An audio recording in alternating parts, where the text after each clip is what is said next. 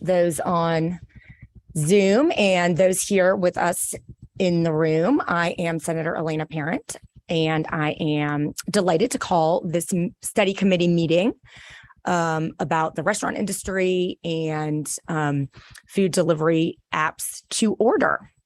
We have 5 senators on our study committee. I'll be the chairperson, and I represent Central DeKalb County, the 42nd Senate District. And we have 2 of our members who should be here any minute because they have both been in touch. That's Senator Sally Harrell and Senator John Albers. But with me right at this moment is Senator Frank Ginn. So I'd like to let him introduce himself for a second. Thank you, Chairman Parent. Good to be with you. Look, this is food. You can tell by looking at me, I'm already fat, so I get plenty, but I look forward to hearing what we can do to help better service and work with our partners in the restaurant business, as well as our citizens across the state to make sure that people are getting what they need and how we can better serve the citizens of Georgia. Thank you, Senator Ginn. Indeed. I see Senator Harold Jones on the Zoom. Senator Jones, can you go ahead and introduce yourself?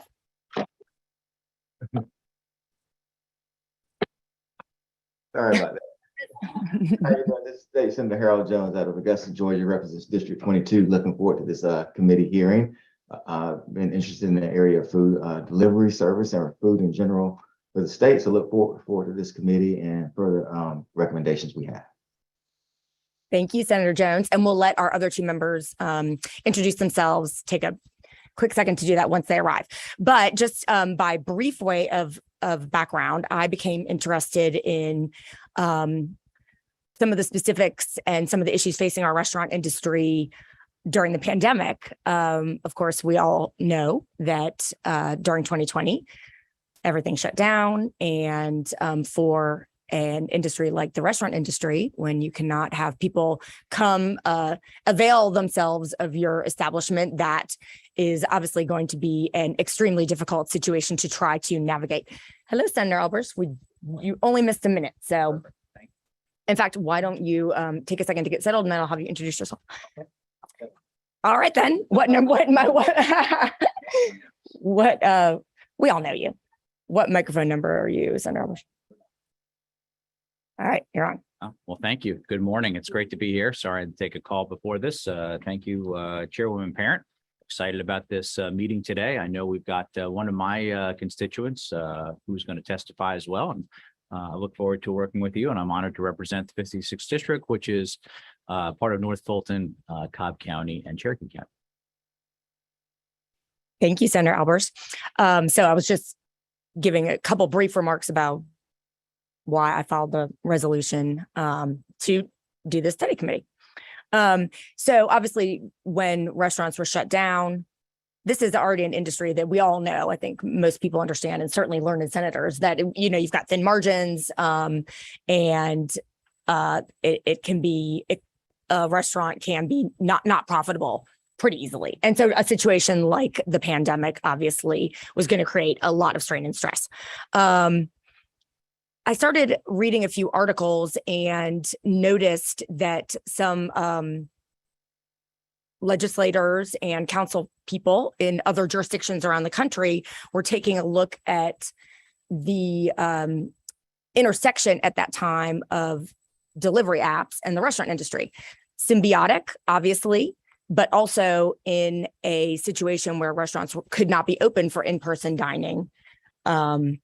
Like any technology disruptor of an industry, that creates additional levels of challenges and intrigue that I thought might be useful for us as legislators to take a look at. You'll see, by way of illustrating what I'm talking about, you'll see this article from the Washington Post. It's from May 29th, 2020.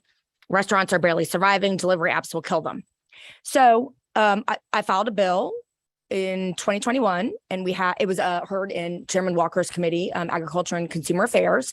And I believe that hearing was extremely illuminating regarding some of the challenges, even beyond delivery apps facing the restaurant industry, of which Georgia, we have a vibrant and thriving restaurant industry that's very important to our state's economy.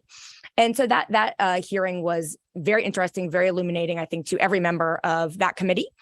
And so after that hearing, this past session, I filed Senate Resolution 428 to have this study committee, and very pleased to have you join me in learning more about this very interesting issue. So with that, unless there are any comments or questions out of any of our members right now. All right, well, I'm gonna then move down our agenda and ask to hear from Catherine Russell with Senate Research.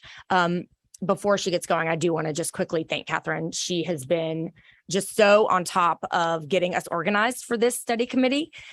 And that's been a blessing, as well as just a total joy to work with you. And of course, I can never say enough about my wonderful assistant, Stephanie Tanner. So thank you. Go ahead, Catherine. Which mic are you?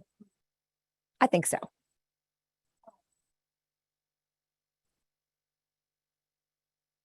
So some of my comments will be repetitive from what the chairman has just shared with us.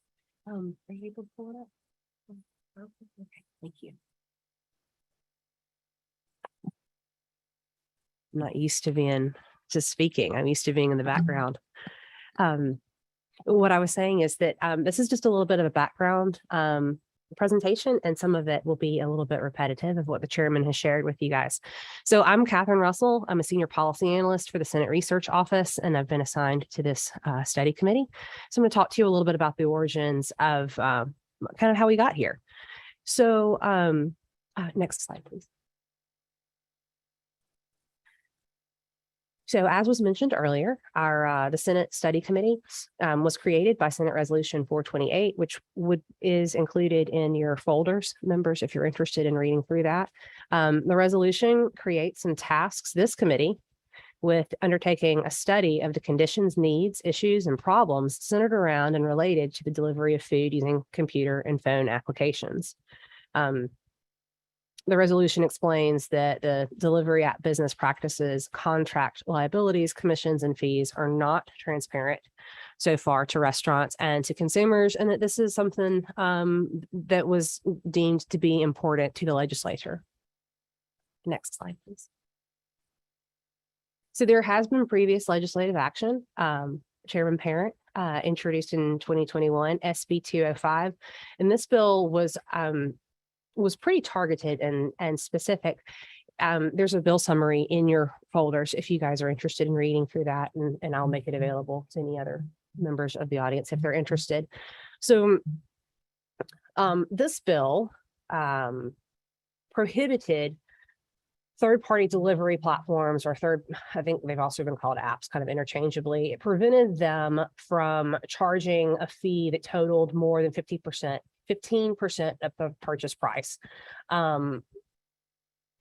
when there's a public state of emergency going on. So it was pretty narrowly defined. And then it went a step further and said that to make sure that the fee did not exceed the 15%, that couldn't necessarily be taken out of the food delivery persons. So there was a kind of an additional restriction there. And I think that was pretty narrowly defined because it was representative of current practices that were taking place with third-party delivery apps. Next slide, please. So there was a Senate committee meeting, the Committee on Agriculture and Consumer Affairs, on February 25th. And if anyone's interested, I can pull the recording of that meeting. And there was a lot of conversation and people were really interested. And I remember several of the topics that are in bullets at the bottom here. Some of the frustration I think people were having is that there were canceled or delayed orders that oftentimes were the result of actions taken by the third party delivery platforms or app groups.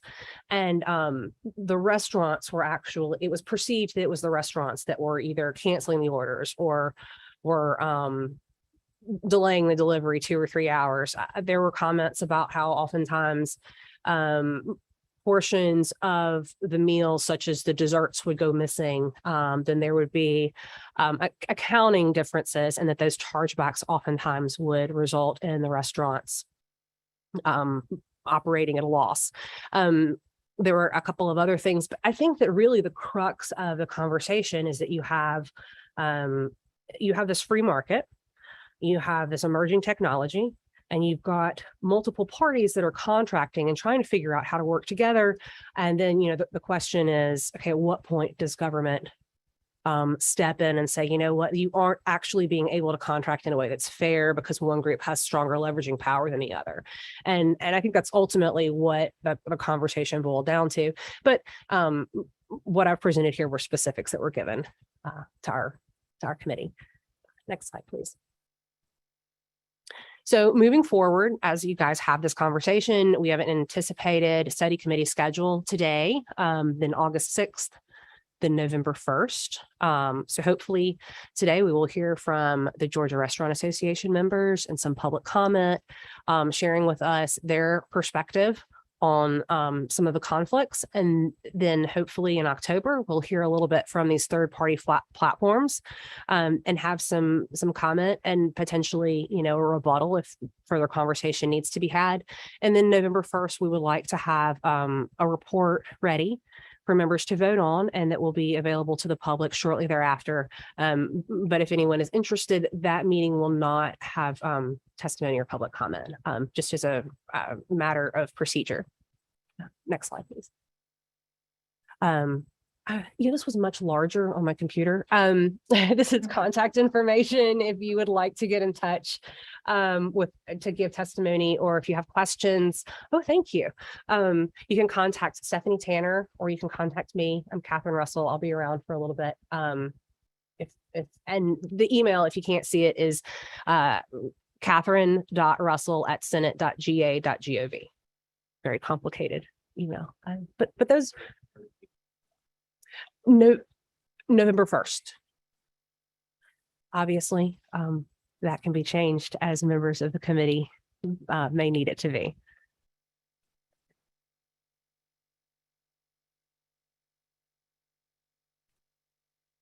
Thank you so much, Catherine. Thanks for doing that, Senator Albers.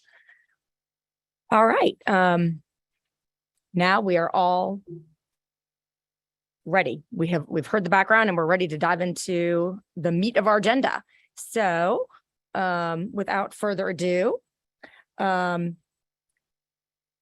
believe our first speaker is going to be Peter Dale with Maypole and Condor Chocolates. Is that correct? Please come forward. Thank you.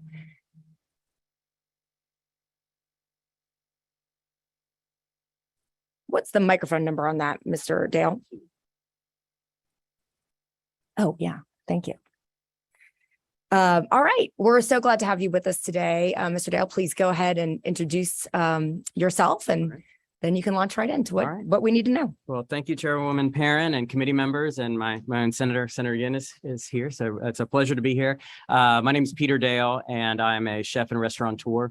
I've been in the restaurant industry now over 20 years, and I'm currently working on Maypole and Condor Chocolates. And I'm specifically going to talk about Maypole today, but I'm also a partner in 3 other restaurants that are in Athens. We have a Maypole location here in Atlanta, just a few blocks away. But together, all the businesses that I'm a part of, we employ about 150 people right now. So Maypole is a fast casual restaurant. We differentiate ourselves because we serve wholesome, fresh food, a lot of vegetables. Sometimes people compare us to a healthy meat and 3. We had a young person in line say we're the Whole Foods hot bar combined with Chipotle. If that helps you kind of figure out what we do. But we feel like we're doing something a little different. We're very convenient. We offer a great option for people who are just wanting to eat healthier, but also want to eat delicious food. Also great for families who are, rushing around after soccer practice, trying to get home and feed the kids dinner, and maybe chicken fingers isn't every night, doesn't need to be every night. My experience as a chef previously was in fine dining and white tablecloths. And we serve a lot of beautiful vegetables, seasonal, local. And I wanted to figure out how can we pivot that where consumers can pick up a plate of food that's got a lot of vegetables. A lot of times they're local or Georgia grown at a reasonable price point that most people can afford. Most people can't go to white tablecloth restaurants or don't have the time or don't want to take the kids. So that was really the basis for Maypole. And we opened in 2018 in Athens and been very successful. We're very grateful. We opened a second location in 2021, a little over a year ago. It's in Summerhill, which is just a few blocks south of us. And we grew tremendously during COVID. Our Athens location was open in 2020. A couple advantages we had, we already had online ordering, everything already comes in a disposable container, and we were able to quickly set up a contactless pickup area. So we're very blessed and grateful that we were able to do well during COVID and actually grow our business. But during that time, we also noticed a big increase in third-party delivery. We had some previous to COVID, but really it expanded a lot. It became a significant part of our business. And I'll say in Atlanta, our dinner business, 50% of it is online orders. And 80% of those orders are third-party delivery. So it's 40% of our evening business is third-party delivery. What was that, 40%? Yes, that's correct. Yeah. 10% come through our website that has online ordering, and then 40% are through the apps. I'll say generationally, like I'm Gen X and I don't have any of the apps installed on my phone because I like to go to restaurants, and that's just me. I'm a restaurateur. I like to see, I like to be around people and see what other people are doing. But generationally, I find that younger people are scrolling through their phone to find what they want to eat and have it delivered to them. And it's to the point where we feel like we don't have any choice. We have to work with the third-party apps because they own the customer base, and that customer base is growing. And so, our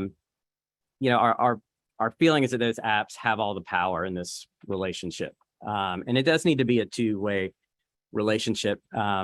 We provide a lot of value to them, and we wish that they could provide a bit more value to us and to the consumers. We just have 2 locations, and so we don't have any leverage as far as rates. Bigger chains can negotiate rates that the third parties take. So currently at Maypole, Uber Eats takes 30% of the check. DoorDash takes 25%. We're discouraged from raising our prices, but we feel like we don't have a choice. So our prices typically are around 20% higher on those apps. So the consumer is paying 20% more for our food. And then also if they elect, they often tip the drivers as well. We don't feel like we can go higher than 20%. We don't feel like we can meet the full 30 and 25% because we think there's going to be customer pushback at some point. Consumers are that's more than they can bear. And as the chairwoman mentioned, our margins are thin. I think that is well known about our industry. And then our current inflationary pressures, it means that there are oftentimes deliveries that are going out the door that are barely breaking even or even losing money for us. I do believe there are good intentions behind these apps. And I'm not naive to the fact that more people get our food because of these apps. And we're not in a position yet to have our own delivery service. That's certainly a goal, and is all of this past few years has made that a higher priority. But we're not in a position yet to have our own delivery service. So we really are reliant on these apps. And the drivers do have flexibility. They're independent contractors. They can choose not to work for these apps, and they offer really flexible hours for people. So, I think there are good intentions, but we're concerned about some lack of accountability. We really feel like it's the Wild West out there when it comes to the apps. Not a lot of rules. We operate as restaurants with a lot of rules, whether it's labor and most importantly, food safety. it's concerning that there's so much care is taken in the handling of food until the point where it's given to the customer. And at that point, it's up to the customer. But we've now introduced this third party that is an intermediary between us, and we are very cautious and highly regulated. But there's now this, third party that doesn't operate under any rules. So I'm concerned over food safety in particular. There's no accountability or recourse for if food takes a long time to arrive to a guest. I often see drivers pick up multiple orders. So I'm curious how long it takes for that last order to get to the customer. I wonder what temperature the food is in. There's not a lot of regulation about the condition of the vehicles. I see some drivers are very professional. They come in with like insulated bags and they, I would feel confident receiving an order from that person. I see other drivers that I don't have that confidence with. And I'm not sure, who else might be in the vehicle, what else is riding around in the vehicle. The other issue is there's not a lot of customer service on the third party platforms. So if there is an issue, it's really hard. If you've tried to interact with a tech firm, it's sometimes very hard to reach a person and have some resolution to your complaint. And unfortunately, a lot of orders, and I've seen some reports where it's 25% of orders, customers report that 25% of orders, there is some mistake. And certainly there are times where we fail to include an item, but that's a much higher complaint number than if customers come to the restaurant. And so we feel like there's a lot of dissatisfied customers who are paying inflated prices, tipping drivers, and not getting great service. I think that there's some issues with our infrastructure. We just haven't built restaurants to have a lot of parking for cars to come in and out. And then I'm in Athens and Atlanta, and in Atlanta in particular, I see cars on Peachtree Street in Midtown idling in the right-hand lane. And I assume it's a driver running into a restaurant to get food, but it's blocking traffic. Our parking lot in Summerhill, I often see drivers in handicap spots, just parked in the parking lot, blocking traffic. And because they're independent contractors, we can't go through the third-party app to complain or to lodge some sort of formal complaint. So, just not a lot of rules, and we're just not set up for this. And so before I close, I just want to mention the one part of in particular Uber that really sort of drives me crazy is they have an option called pickup, which means that the customer goes to the Uber app and selects a meal from us, and then they have the option to pick it up themselves. But they've paid a 20% markup from us because we're paying Uber a 30% markup.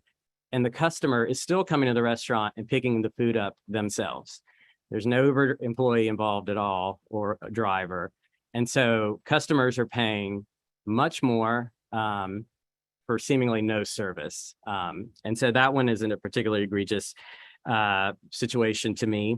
And it always scratches my head when I see an Uber order come in and the customer come pick it up. And I know that they paid 20% more than they needed to. So, ultimately, I think that we can create a good situation where there's a mutually beneficial relationship between the restaurants and the third parties. We just need to even the playing field, and we need the apps to have a bit more accountability and a bit more presence, and perhaps some more rules for the drivers, because we operate with a lot of rules. So happy to entertain any questions, but I appreciate the opportunity to speak to you. Thank you so much, Mr. Dale. Senator Ginn, you are number 6. Go ahead. I appreciate your testimony, Mr. Dale. One of the things that I know there's different license agreement that people do, but if a customer comes in and they've actually gone through that third party app to bring up their own food order and you're paying a premium for that, right? Do you have a prohibition of sticking a notification for that customer and letting them know, hey, next time you want to come in, we'll save you 20%. Here's a 20% discount by by Yeah. going to our app or something along those lines. Can you do that? Yeah, as far as I don't know if the third party, if in our agreement there is a regulation against that. I would say they don't have a lot of oversight over their drivers or us. So we have included a coupon, and it is, I mean, that's a great idea and a great marketing opportunity, and we've taken advantage of that. But I don't know if that's prohibited. Or if you put a notice at the pickup location, Mhm. save 20%, go to Yeah. our app, Yeah, you know, absolutely. something along those lines so that Yeah. it'd be a generic message. But Right. I hate to hear about, you know, oh, we know the inflation and the things that are happening. Sure. Food's gone up quite a bit in price, and we want to try to help consumers save as much as they can. So Yeah. Thank you. Yep, Senator Albers, number 9. Go ahead. Thank you, Madam Chair. Mr. Dale, thank you. Appreciate you being a small business owner as well, keeping people employed and helping our communities. So we sincerely appreciate all the work you and your counterparts do. Getting back to what Senator Ginn just mentioned, we've got great representation here from GRA, and I know Karen will talk later. Have you guys considered coming together and getting a single app that you all can use to make sure that if they're going to do the pickup, so there's other alternatives, you can do that? Because, part of my mind for a free market is, gosh, if somebody wants to just go to that one app, Uber Eats or DoorDash, and they're going to pay a premium for that, that's their choice. But in lieu of an alternative of having 400 other apps on your phone, right? What would the alternative be? So I guess I'm also curious, what do you think some of the solutions are in order to change that mindset and make sure we support everybody? Sure. Yeah. I think that there could certainly be maybe a cooperative where I'd love to work with other restaurants, maybe in our neighborhood where we share some sort of delivery option. I think the concern or the issue we'd have is that Uber, DoorDash are so dominant and have such incredible marketing budgets that it's just instinctual for many customers to just go directly to the Uber app.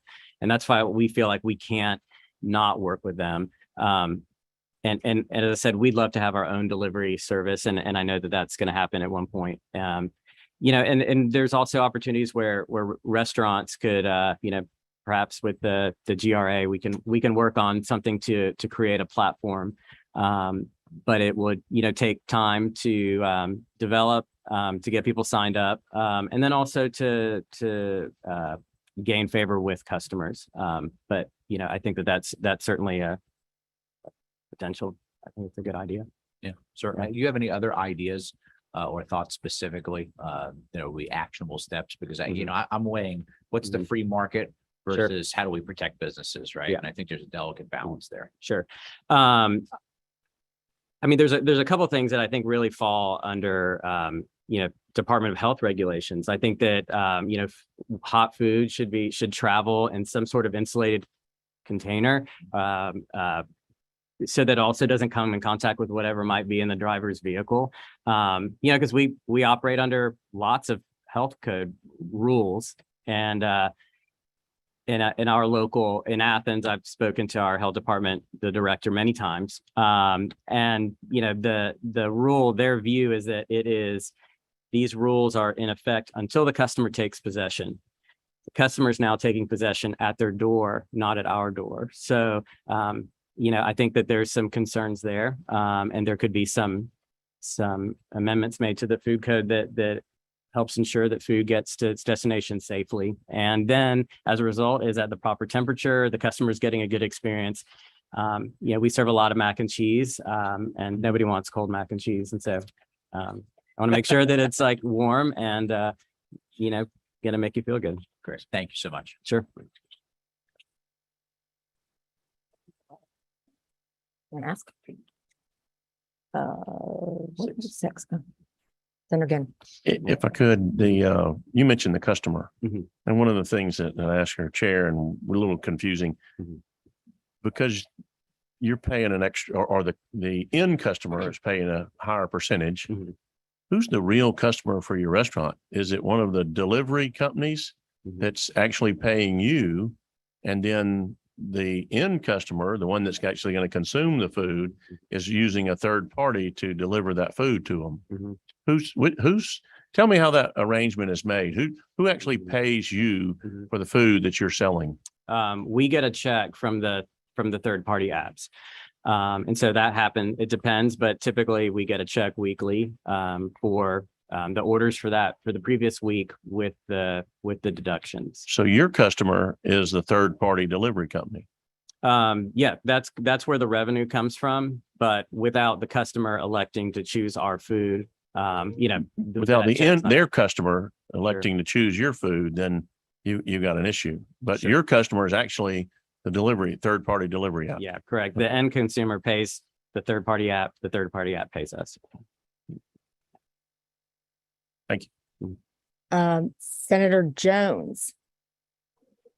Thank you, Madam Chair. My question is, have there been any conversations with the third-party apps from the restaurant, whether it's yourself or others, or just restaurants in general, as far as food safety is concerned? Because I was using those until once a whole family came to drop off food, and I said, I'm out at that point. And it's not safe. I mean, it was like 5 people in the car. Has there been any conversation say, look, what we need to do is kind of like certify these drivers or something of that nature to say, this kind of ensures food safety or things of that nature? Have those conversations with the restaurant industry even started? And if they have the third-party apps even been amenable to anything like that? That hasn't happened on our level. And I would reserve that for some of the other speakers who could maybe speak more knowledgeably about that. Great, thank you. Any other questions from committee members? I have one. Mr. Dale, you mentioned okay, so there's not good customer service. Obviously it is a symbiotic relationship. What happens if you do try to contact, say, Uber Eats or DoorDash to say we've become aware of this issue with this order or this percentage of orders. We really need you to fix that problem. You could eventually get to someone who will resolve a particular issue. I would say the customer probably has more success on their end, lodging a complaint or identifying something that didn't arrive and getting credited.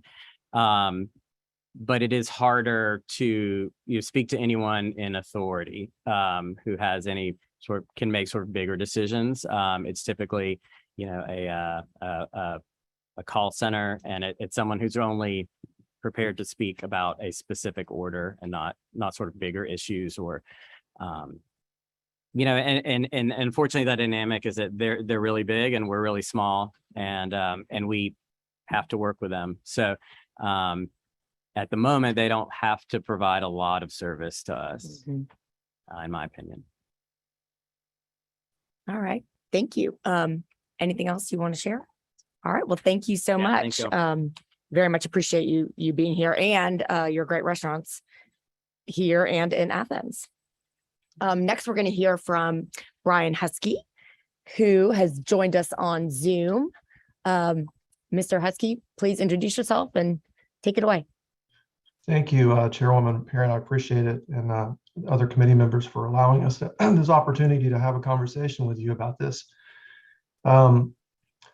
Everything that Peter just said, I kind of had prepared to say myself, and also the pre screen that Catherine showed also pretty much nails a lot of our concerns.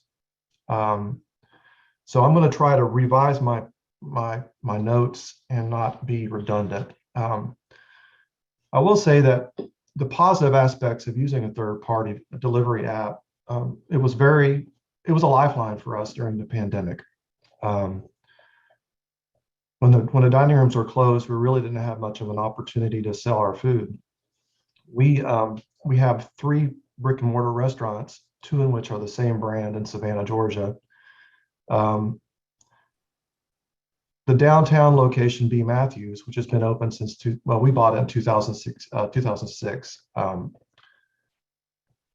basically shut down because all of the different hotels were empty and all of the offices were closed. So we made a decision just to close that restaurant. We also had a 5-spot on Broughton Street, which was downtown, which has now been sold and closed. We also closed that restaurant because the same issues with there weren't any people around us to purchase our food. The remaining 5-spot, which is in Habersham Village, we opened it in 2012. It's in the middle of a neighborhood and also really close to the medical facility, Memorial Hospital. We kept it open. Of course, the dining room was closed, but we tried to grab as many applications as possible. And back then, hardly any of them integrated with our POS system. So it was pretty funny looking at our expo area with 4 or 5 different tablets floating around. And what would happen is you would hear the ding go off, and then we would have to physically put the order in our POS system in order for it to go into the kitchen and be made and bagged up. We were signed up for most of the national third-party applications, and even signed up for the one locally owned delivery app, which made me think. What Peter's comments made me think about the local app scenario. They get about 1 out of every 10 to 15 orders, if that. It's very minimal, just because of the national presence that the DoorDash and the Uber Eats have. So it's really, it would be pretty difficult for us even as a co-op to kind of create our own delivery app.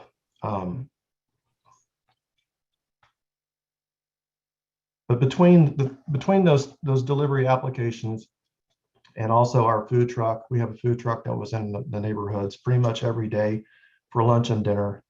And of course, the government assisted loans and grants helped us to survive the unprecedented months of the pandemic while our dining rooms were closed. So it was very important for us to participate in those delivery apps. It helped with some cash flow. We were able to increase the menu items to absorb the high commission prices that they make us pay. And I will talk a little bit about some of the negative aspects. In addition to everything that Peter talked about, we often see our brands picked up on some of these third-party apps without our permission. There's one in particular called Postmates, which apparently just got bought by Uber Eats, that would pop up and people would show up to pick up food, and they would say that they were from Postmates, and we would have no idea what was going on. And then there was no way to pay that through the Postmates app. So the driver would show up with a preloaded credit card or debit card specifically for the price of that order to pay for that order. And if there was something wrong, which happens often, whether the menu item was wrong or missing, or it had been replaced with another menu item, or the price of the menu item might have changed, that credit card would not work. So like if it was $1 off, it would not work. So we would be stuck either discounting it, or we would just have to eat the entire order. One of the other things too, and this is with Uber Eats, we have, like I said, we have 2 5-spot restaurants. They're the same brand, same menu, pretty much the same concept. And speaking of the Uber Eats pickup option, we'll have that happen every once in a while, where a customer will show up to pick up their Uber Eats, and it will have been made at the other location. So we've already made it at the other location. We'll have to comp it, throw it away, and remake that item at the location where they're standing at. So there's a lot of confusion amongst the customers when it comes to the different locations of the restaurants. And the new location we opened in Sandfly in 2021, October, almost a year ago, the map/pin location of that brick and mortar was about 4 blocks away from the actual restaurant. So if you're an Uber Eats driver, you've signed on for your shift, you're trying to go to the 5-spot Sandfly to pick up your customer's order, you don't know where to go. And again, as Peter mentioned earlier, support was non-existent, and it took weeks, if not months, to get that pin put in the right spot. So the issues that we have, again, that every restaurant has, and this, as the committee members are seeing across the nation, is that we don't have any, there's no accountability and there's no partnership when it comes to these third-party apps. You know, they have all the rules, and we're basically at their whim. So we lose all the control of the experience, basically when the order leaves the restaurant. So one of the things that we've done at all 3 of our locations that participate in third-party delivery apps is we've created a sign-out sheet for every delivery driver that sits at the host stand.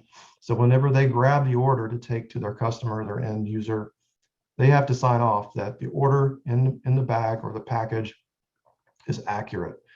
So that if there is a dessert missing, or if there's a side of fries that's missing, allegedly, in our opinion, due to the munchies from the drivers, we have a little bit of a safeguard that, you know, when it did leave, that it was right.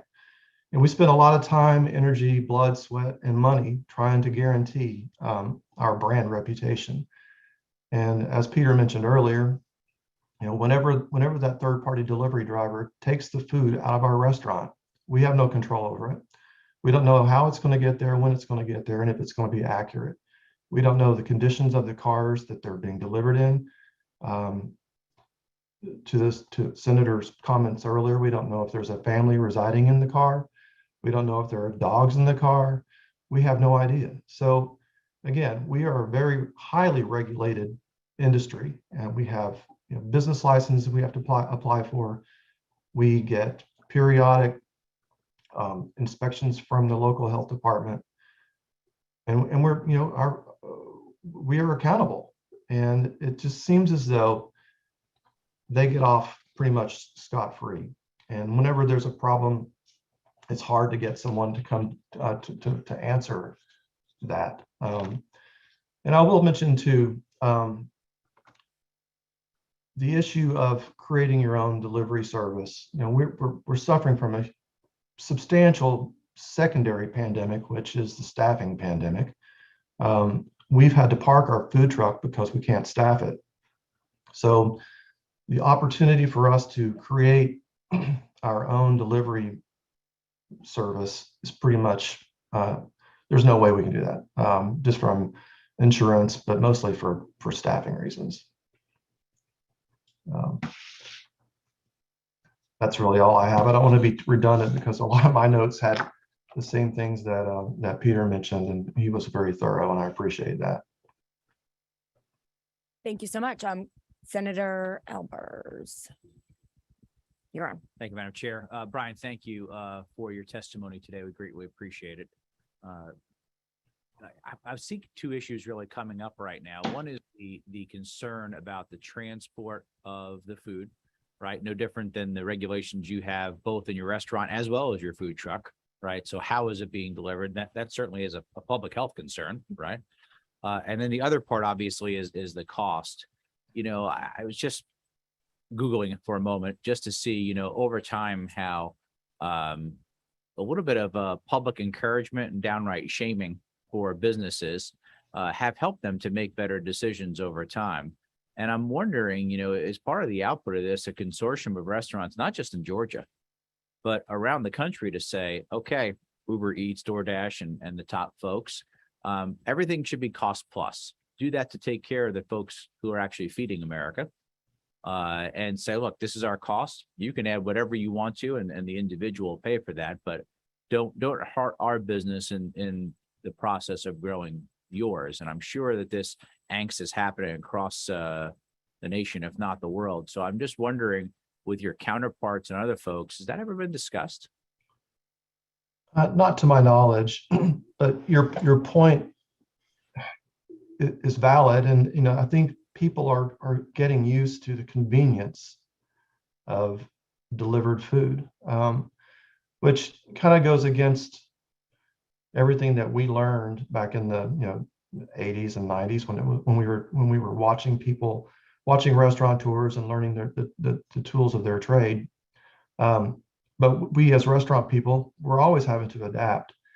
And we've seen this happen with, as social media has taken over, classrooms and society in general. I think the third-party delivery apps is just another thing that we're having to deal with. And to your point, as far as the cost, the third-party delivery apps, these companies, they're not responsible for the brick and mortar. They're not responsible for purchasing the equipment and staffing the people in the kitchen to cook the food.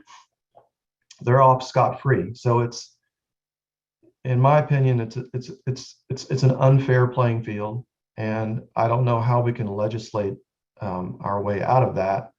But I think it's smart to look at it. I think doing the same thing over and over again without looking at it is definitely insane.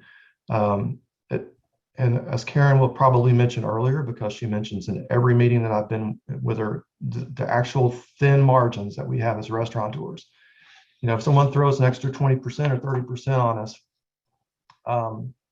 it hurts.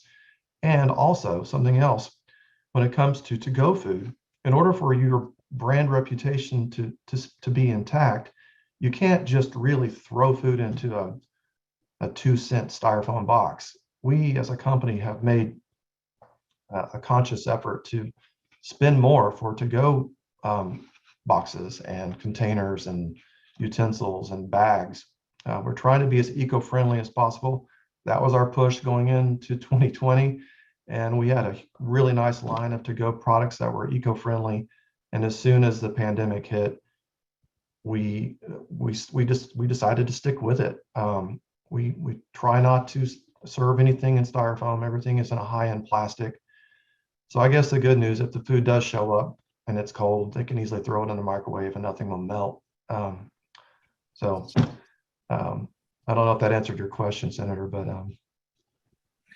Look, Brian, I appreciate it very much. I just, I think sometimes with the right encouragement, people will understand and see a different perspective. And, I think if you're charging $20 for that meal, $20 is great. And then let's encourage, maybe not always legislate, but encourage folks to say, okay, we're going to charge 25 or 30% more. And that's the convenience of our app and our processing your credit card and delivery fee, et cetera. And then everybody wins, but cutting into yours is hurtful too. But I'm always cautious of how much we legislate versus encourage a free market to take care of. But we certainly do want to support you the best way that we can.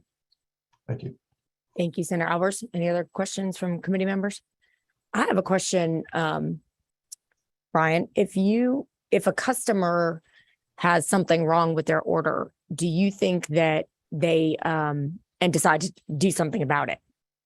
Do you think they're calling you, or are they trying to get through to Uber Eats or whomever? We've seen both, but I think by having that simple sign out sheet that the order is accurate has helped kind of abate some of those questionable quality issues that the customer would get.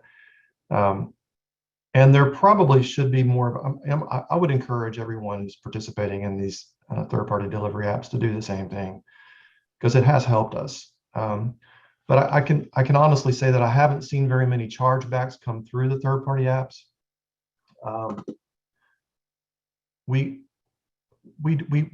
think we're doing a pretty good job when it comes to to-go orders, just because we've had now a good 2+ years of experience with an inflated amount of to-go orders. And again, I think some of the higher end containers that we use has helped.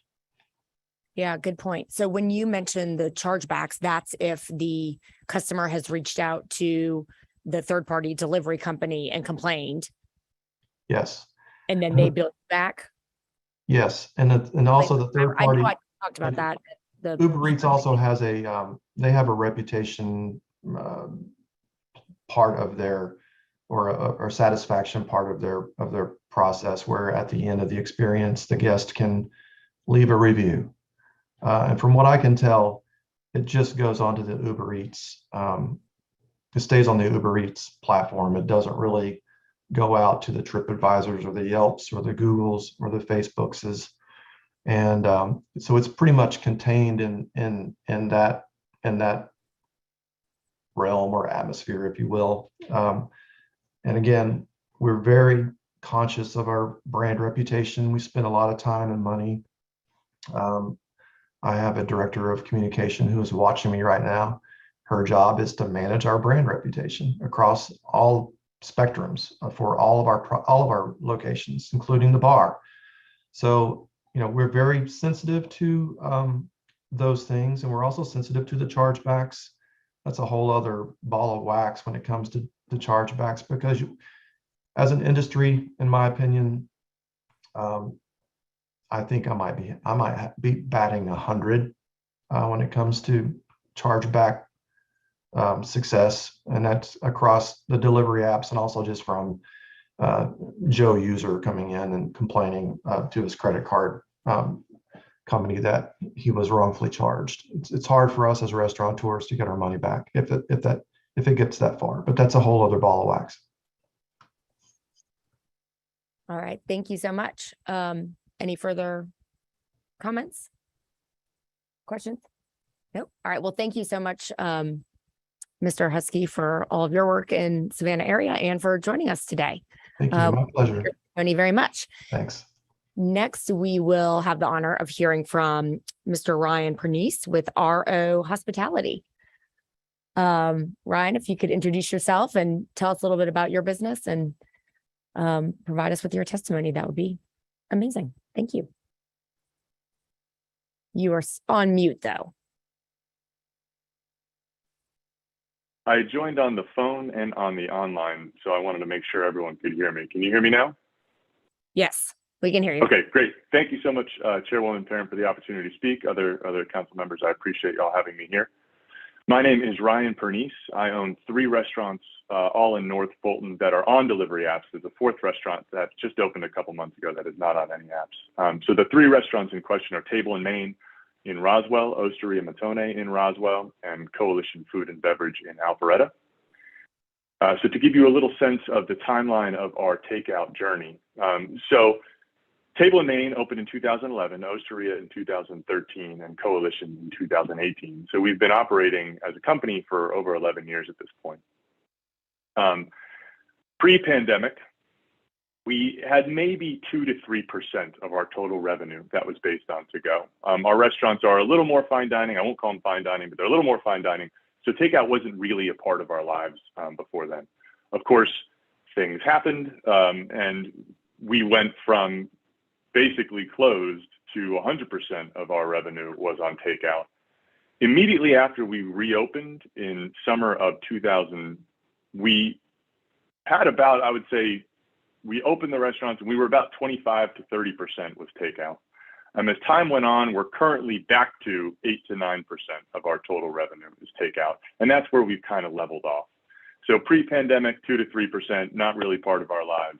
And current reality is that 8 to 9% of our total revenue.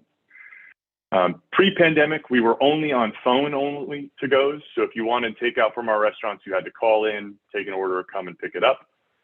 Right as COVID hit, since we were phone only, we sort of joined one of the first online apps that made it easy for us, which was DoorDash.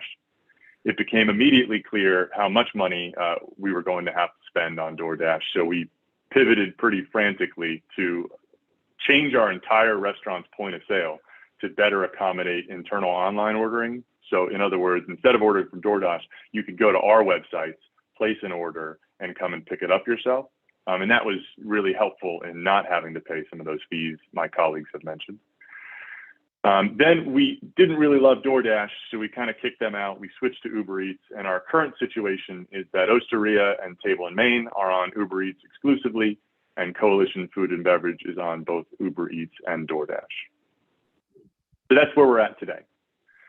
The 3 points I'd like to mention based on my colleagues' comments, I echo everything they said.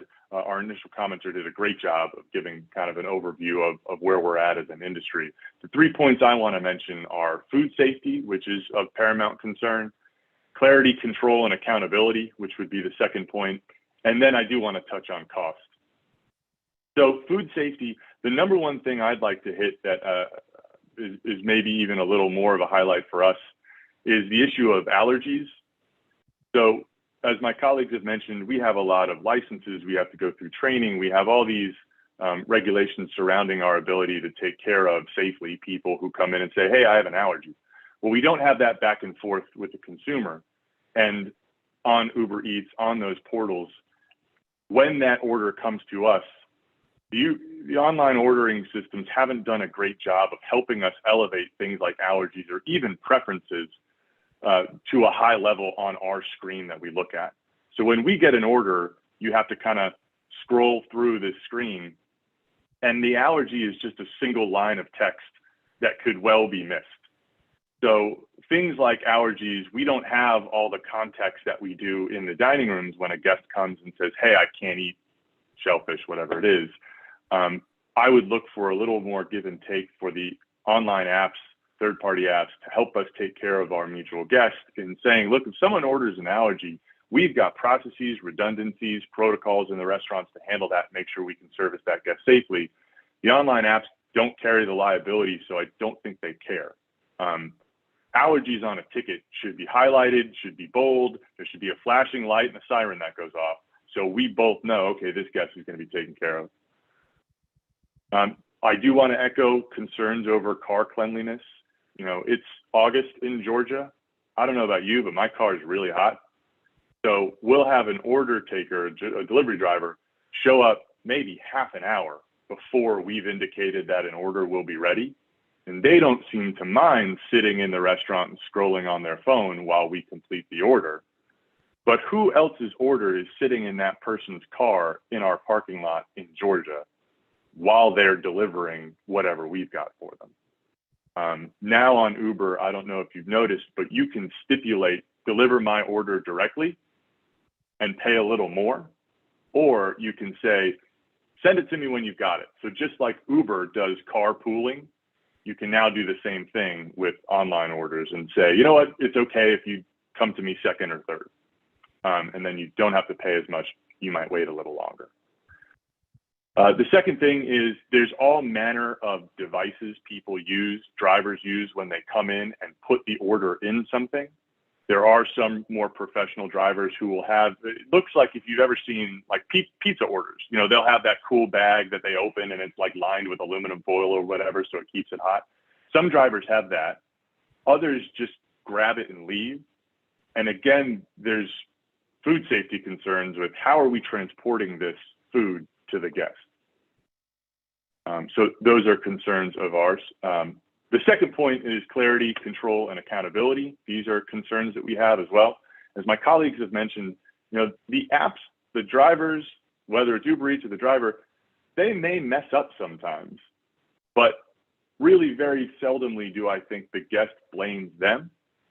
You know, we have an Italian restaurant and we've got pizza, and a lot of our to-go will be pizza. So we've got a special area in the restaurant where we'll set the order and we'll put the pizza box down and we'll put the paper bag that holds the other items in the order on top. Well, I can't tell you how many times an Uber driver came in and they're not exactly looking to chat and hang out with you. So they'll come through the door, grab just the paper to-go bag and walk out the door.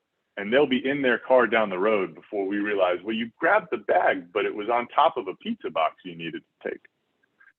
So we went real low tech with our fix for that one, and we bought some fancy looking tape, and we will just physically tape the paper bag to the to-go box. But by the time the guest gets that, their perception is, oh, the restaurant forgot my pizza.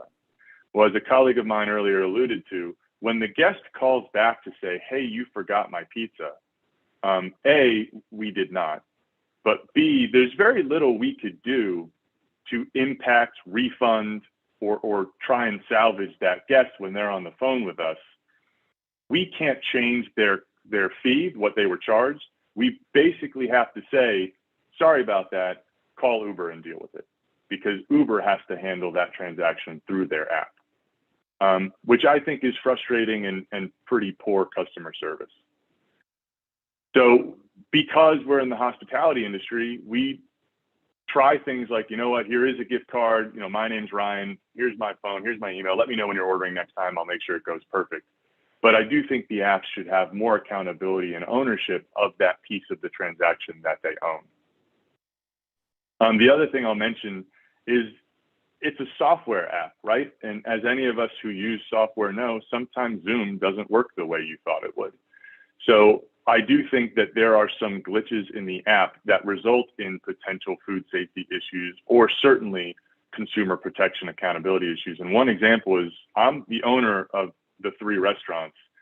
Every once in a while, about once a month, a random Uber Eats order will show up at my personal house that I did not order.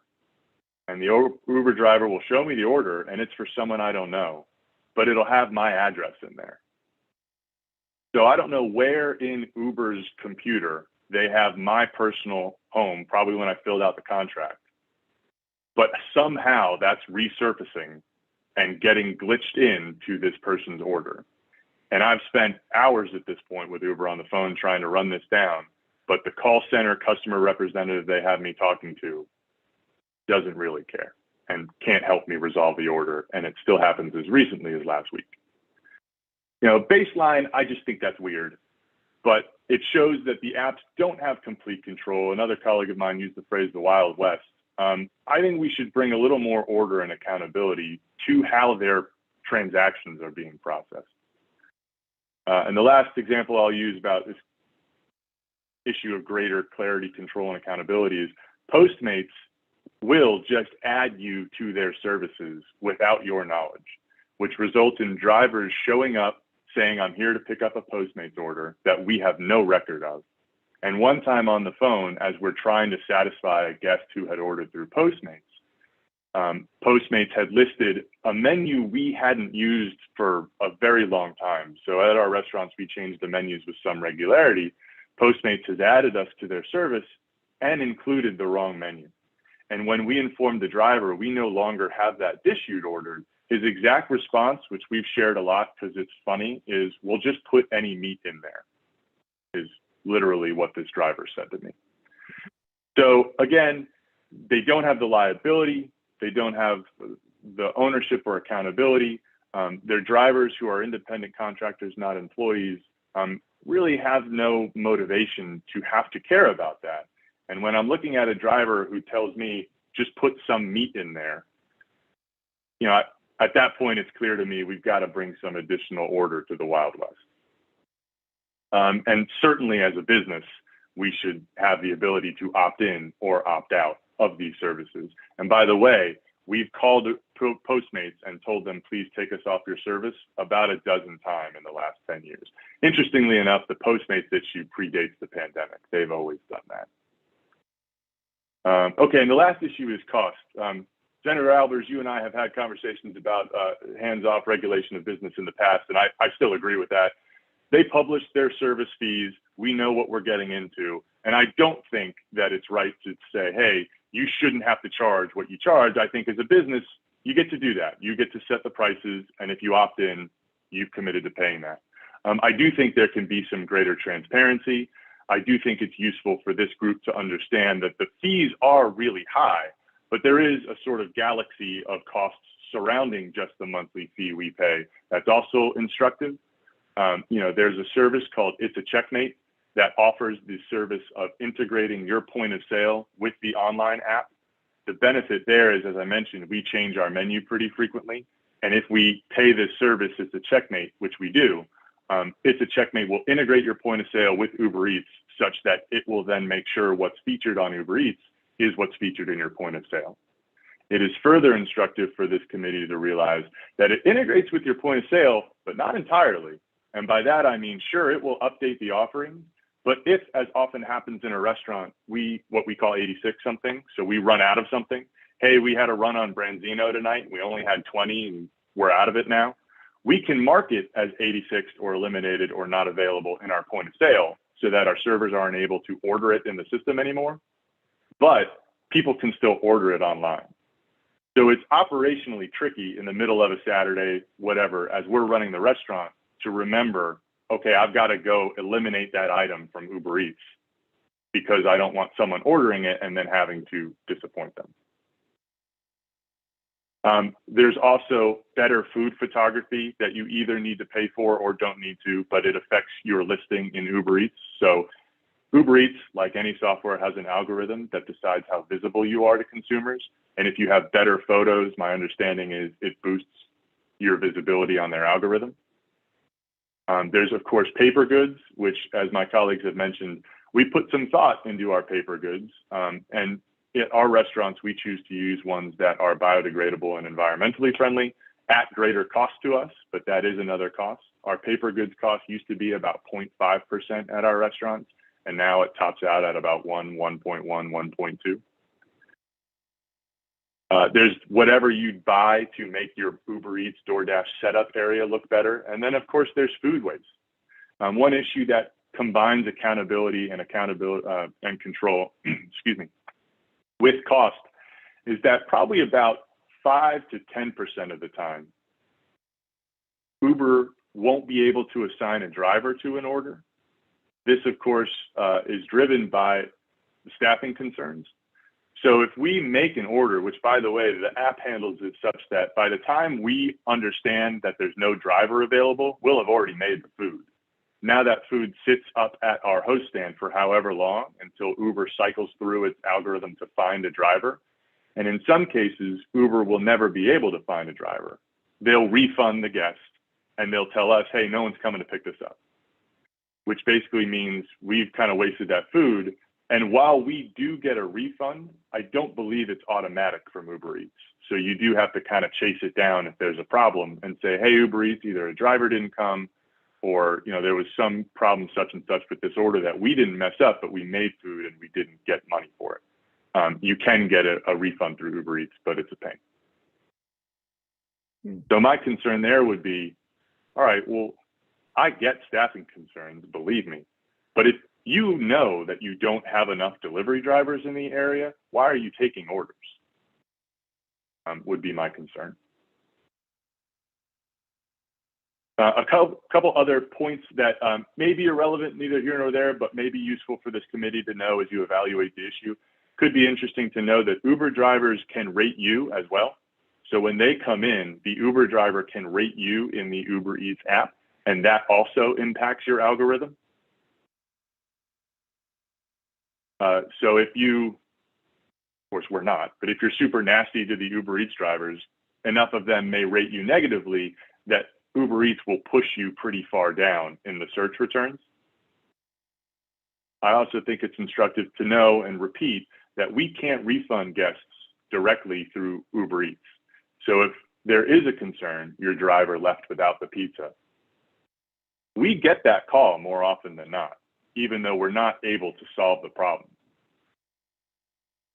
So as Mr. Husky mentioned before, often we'll eat that cost because I don't really like being on the phone with a guest and telling them, tough, call Uber. So we'll figure something out to make that person feel taken care of.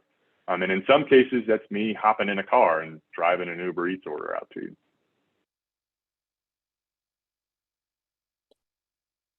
All right. So that concludes my prepared comments, but if y'all have any questions, I'd be happy to answer them. I believe we do have a few questions for you. Thank you so much for your testimony. Let's see, Senator Ginn was first, and then we have Senator Albers. Senator Ginn. Thank you for your comments, Ron. One of the things that I'm curious, a lot of lawyers in the world, you look at your customer as the delivery app or the end customer that is actually going to consume the food. Which one is you consider your customer? Irrespective of the legal argument, which I agree, I view my customer as the end customer who's eating the food. And you get paid by the delivery app. That's who's actually paying your restaurant for the food. That's correct. And if I'll carry it to the extreme. If there was somebody that was poisoned in this case, you had food poisoning or whatever, and you know that your food left the store or the restaurant, that was safe and temperature and all the things taken care of, that customer that's going to consume the food and eventually got sick, who are they going to sue? Are they going to sue the delivery app or are they going to sue you? This is America, Senator, so I imagine they'll sue everybody. You I got was it. gonna say, that's Good it. answer. Yeah. I just want to make sure so how do you protect yourself from the liability of a rogue food driver that, he maybe, I think we've had testimony where they say some food may have gotten eaten along the way. Well, suppose, there's a delivery driver that enhanced some food. And how do you protect yourself? What's your exposure in that? Do you take a special insurance to deal with that? When it's your restaurant, you have your employees and things there, that's probably some of the risk of having a restaurant, you're serving people there. But when you give it to a third party to deliver, you don't know what they've done to the food when it's delivered and how it's handled and processed and maybe some additives to it. So what kind of liability exposure are you accepting by using a third party delivery? And how do you protect yourself from that? Well, of course, we have multiple layers of insurance, and I've reviewed all aspects of our operations with our insurance people. I feel comfortable that our insurance does shield us from that. But to answer your question, gosh, I imagine that would be a really interesting litigation to watch. And I think that no question, we are liable for some percentage, of that if it were to happen. And to be perfectly frank with you, we know that a little girl, 6 years old, got an order with cheese on top. They had listed an allergy on their order, but why I started with that was that allergy was part of a much larger order, 18 people. And it was all the way at the bottom of this screen that you have to scroll all the way down to. And we were horrified. Her dad called back and talked to myself and my brother, the two owners of the restaurant, directly to underscore how big a deal this was. My 6-year-old opened her order and thank God I saw it. But if she had eaten that dish, it would have been much, much worse. We talked to this guest, we happen to know them, and we've taken corrective action. This was almost 2 years ago. But that's where I get to, in the restaurant, we are immersed in so much context for how we can address these things. It's a challenge that when that is reflected just as, 8 characters, whatever, in the word allergy, all the way in tiny text on the bottom of a screen, I would say that the delivery app bears some culpability there too. And let's help us help you in taking care of our mutual guests. There's got to be a way to elevate that sense of urgency about things like allergies specifically. I'll also point out that the Uber Eats drivers and independent contractors, so I bet they've got a team of lawyers that have figured out that their liability is lessened from that relationship as well. So to answer your question, yeah, we are some percentage liable. I frankly hope we don't ever have to be in a court to argue about how much. Thank you, sir. Thank Thank you, you. sir. Senator Albers. Thank you, Madam Chair. And Ryan, always great to see you. I do want to make a comment before a question. And my comment is how important the restaurant industry is to Georgia, not just for our daily lives, but I want to brag a minute on my friend, Ryan Pernice. When COVID struck, he took one of his restaurants, Table and Main, and made it Table and Aid and served meals to anyone who needed them day after day, week after week, month after month. Took donations from whether it be the food distributors to local folks, from bags and deliveries to the food that was being available to still delivered. These were families who are coming up, and some of them were not a family who you might think was food insecure at the time. We had people coming up in $95,000 Range Rovers who both their spouses had lost their jobs, and they didn't do a very good job saving their money. And after 6 weeks, they couldn't feed their family. Now, we could argue all day about how they can change their lifestyles in the future, but we can't argue is that family was hungry and those kids were hungry. And Ryan rallied and had his whole community come together to help all those folks out. And Ryan, thank you publicly for what you do and what you continue to do for all of our community, both in Roswell as well as Alpharetta. So I think when we talk about these, there's a more of a human side to this, as well as the fact of these are small business owners who gave people sometimes their first job, right? I mean, my first job was doing that very same thing. Yes, a long time ago before you make any comments, sir. But also it's the folks that made a career and the folks who got to participate in that in every which way, shape, or form, or celebrate very important things at their restaurants as well. So, Ryan, I asked a lot of questions to some of the other folks, and I don't want to be duplicative. So I'm going to ask you a different question, and it revolves around innovation. Do you think in the near future, autonomous type of vehicles or even drones or things of that nature will play a part in future food delivery? Well, it's strange times we're living in that we would even ask that question. I do. Yes, I do. If for no other reason than, I think people are rabid about driving costs as low as they can. And if they can eliminate a driver entirely, they'll do that. So I do think that'll be a reality in our lifetime. Thank you. Very interesting. I have a question, Ryan. I'm very interested in this whole situation where, and I've experienced it myself, where I've gone on and ordered something and hours go by and it never shows up. And then finally I realized, this happened several times with one or two different restaurants in my area. Finally, I realized they're either not open today or they're not contracted with this service that's showing up on the back end for me as the customer. And that's sort of what you were describing with the Postmates, where I believe you said over a number of years you were trying to get your restaurants removed, and maybe some of that will shake out now that they've been bought by Uber Eats. So I guess a couple questions. Have you had that same type of situation with any of the others besides Postmates? And then as a corollary, I guess I'm wondering how is that legal? Do you have to enter a contract in order for these companies to put your business forward as one that they're working with? Can you explain all that a little bit more, please? Yeah, sure. Interestingly, it's only been Postmates that we've had the experience of adding us without our consent. I'm trying to recall way back in the day. There was a period where there was so many online things that purported to market your restaurants. There was City Search. There's one called Zomato, Urban Spoon, but I think the only one that dealt with takeout was Postmates.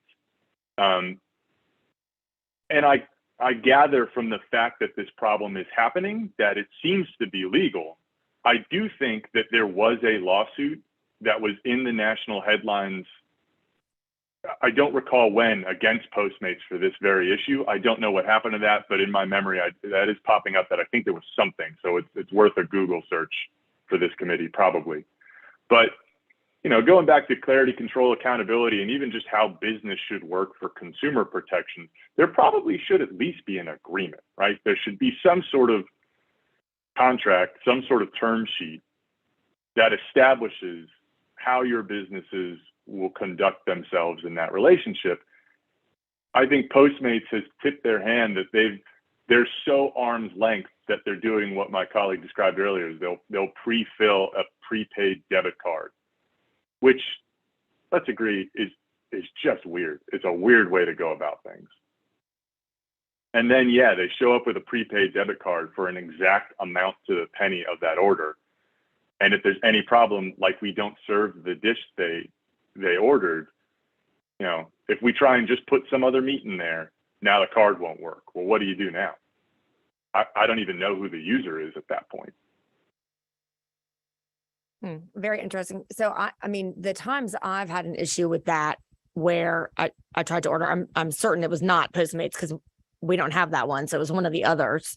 I believe there has been, due to some scrutiny of the issue, which, Senator Albers alluded to, that there has been articles written and, some public discussion and even some legislation in various places on this issue, that that I think has at least helped some of the businesses to try to stand up and operate in a somewhat more transparent manner. Would you say now that all the ones you're operating or doing business with, sort of by choice or not, or,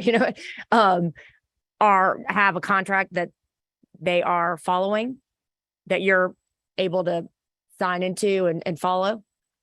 And they follow? Yeah, that's correct. With DoorDash and Uber Eats, we do have a contract.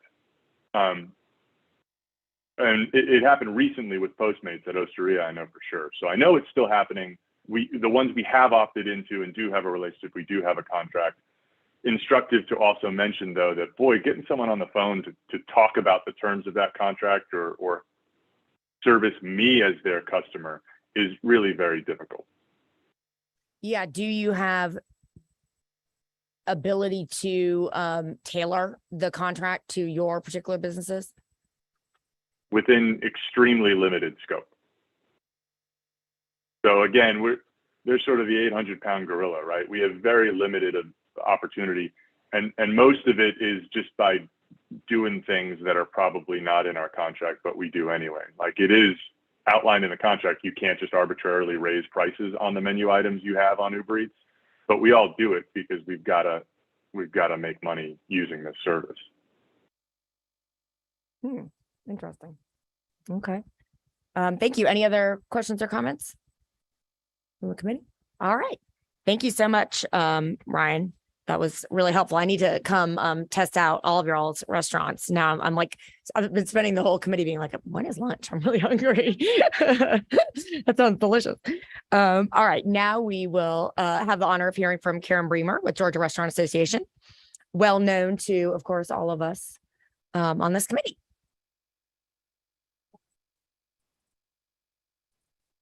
Thanks, Karen. Let me just make sure I've got, there we go. All right. Thank you. Now you're on. Great. Thank you very much for the opportunity to present on this. And I appreciate on behalf of the restaurant industry that you have chosen to explore this subject that has created a lot of controversy and a lot of disruption within our industry.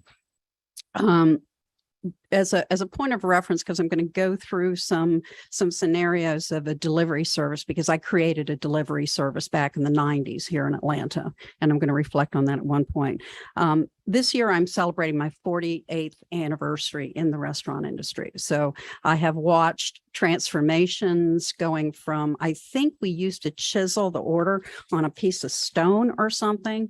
Anyhow, I'm pre-microwave ovens, I'm pre-computers, and I will tell you that the restaurant industry has been one of the industries that's been very slow to accept technology, except, lo and behold, March of 2020, in the United States of America, we had the COVID pandemic, which changed everything, customer perceptions, how we do work, how we communicate. And the restaurant industry had to very, very quickly adapt to what was going on. You know, we were very fortunate that we have the governor that we have here in the state of Georgia, who allowed our restaurants to stay open for delivery, carry out, and drive through. But even with those parameters, on March 20th of 2020, we laid off 278,000 workers here in the state of Georgia out of 500,000 workers. Of the 19,000 restaurants in Georgia, 58% of those restaurants closed either permanently or temporarily. And so obviously people had to scramble. People had to figure out how am I going to keep my restaurant open? How am I going to feed my family? How am I going to keep a roof over their heads? And how am I going to take care of my employees? And, we didn't know really what was going on. So quickly, I think we turned into the hotline for everybody, because we had restaurants that had no internet presence, didn't have a website, let alone touchless payment, ordering technology, et cetera, et cetera. So there was a big scramble to put that all together. And we're very fortunate that Ryan and some of the other folks that have spoken here would get on these calls almost daily of how people were dealing with situations. What were they figuring out? How were they doing it? So in a real short period of time, the industry accepted and had to learn all this technology very, very quickly. And delivery, third-party delivery, became a way of how you were going to stay alive. And prior to March of 2020, obviously the delivery services were there, the third-party delivery services were there. And I know that back in the 90s, some of y'all know I was president of the Peasant Restaurants, which was a local regional chain of fine dining restaurants, and then Casual Americana concept called Mix. I was charged by my by our CEO to create a delivery program similar to pizza for Mix. Some of y'all may remember those obnoxious radio commercials that we had on about Mix to Go, and we researched it. I did a deep dive into how you do delivery. We set up specific areas. We set up a driver training program that included food safety training, running people's their DMVs, making sure they had no outstanding issues. We inspected their cars. We tested all of our products to make sure that they traveled well. We redid all of our packaging. And we even, it was pretty sophisticated back then. We even had a system by which when you called in, we could identify where you lived by your telephone number. And it was some sort of computer program. So anyhow, we embarked on that, and we had several locations where we tried it. I think Mix Lennox, Mix at Park Place. I think we were doing it in Decatur also at that time. And we very quickly realized we could not represent our brand properly. Our food didn't travel well, the travel times were too long, and it was way too expensive for what it was.